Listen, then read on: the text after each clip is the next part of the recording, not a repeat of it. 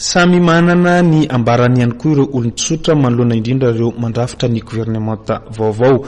Misy ireo izay miandrandra fanovana, eo ihany koa ireo izay kivy sahady amin'ny mety tohin'ny toe-draharaha eto Madagasikara.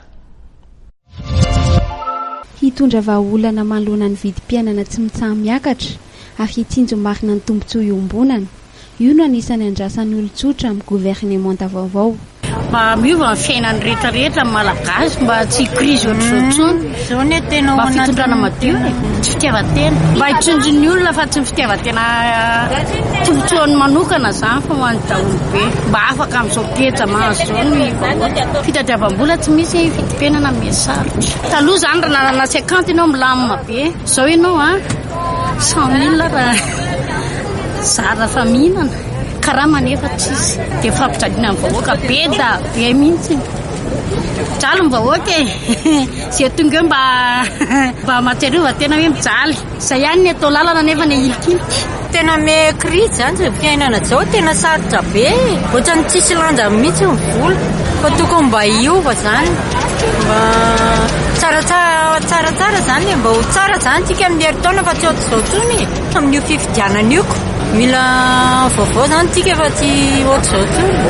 Governemanta hitondra fanovana sy fandisoana fa tsy mitsetsika ny vahoaka ohatr'izao koa.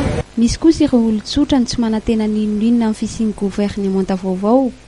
Omaly tsy miova hatrany no misy ho idiriny mpianakaviana ity.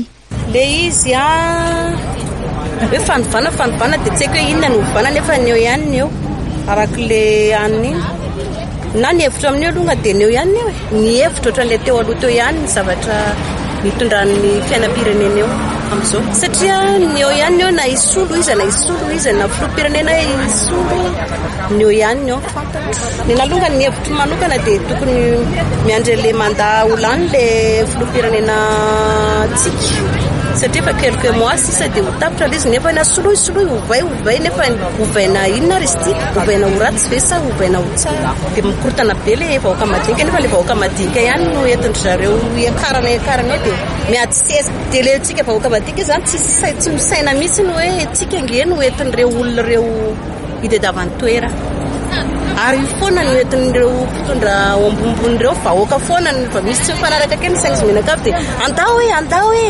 andrasan'ny rehetra araka izany izay ho fomba fiasan'ny governemanta ny say Christian